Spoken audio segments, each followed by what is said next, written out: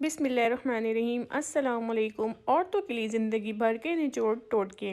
1 चम्मच पानी में 2 चम्मच बेकिंग सोडा पाउडर मिलाएं और अच्छी तरह मिक्स कर लें। इस महलूल को चम्मच के ज़रिए इस्त्री की निचली सतह पर लगा दें और कुछ देर बाद गीले कपड़े से साफ़ कर लें। ऊनी कपड़े पर से चाय के धब्बे साफ़ करने के लिए अंडे की जर्दी और ग्लिसरीन लगाएं और फिर गर्म पानी से धो डालें। चाय के धब्बे दूर हो जाएंगे। नीम गर्म पानी में चंद कतरे अमोनिया के मिलाकर संगमरमर से बनी अशिया की बेहतरीन सफाई की जा सकती है। खसखस, कागजी या नरगिस के फूल बार बार सूंघने से नज़ला ज़ुकाम से महफूज रहते हैं। सोने से पहले मुट्ठी भर चेरी खाना आपको पुरसकून नींद दे सकता है।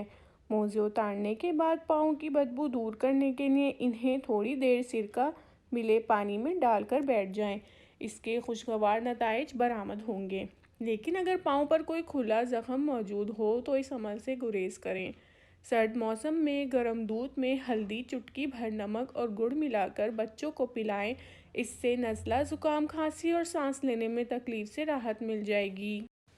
बादाम को तवील अरसे तक महफूज रखने के लिए 1 चम्मच शक्कर इस जार में डाल दें जिसमें बादाम रखे हों। शक्कर डालने से बादाम बहुत दिनों तक महफूज रह पाएंगे। दही जमाने से कबल दूध को उबाल लें और इसमें 2 सब्ज़ मिर्च डाल दें। इससे दही जल्द और सख्त जमेगा। रात को सोने से कबल 3 चम्मच खाने का सोडा पानी भरे टब में डाल दें और सुबह इस पानी से बाथरूम धो लें। बाथरूम चमक उठेगा और बदबू भी जाती रहेगी।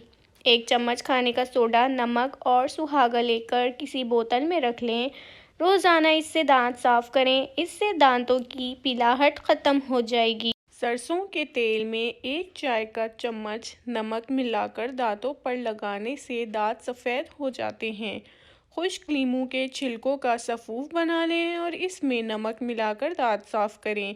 इससे दांतों का मैल चला जाएगा।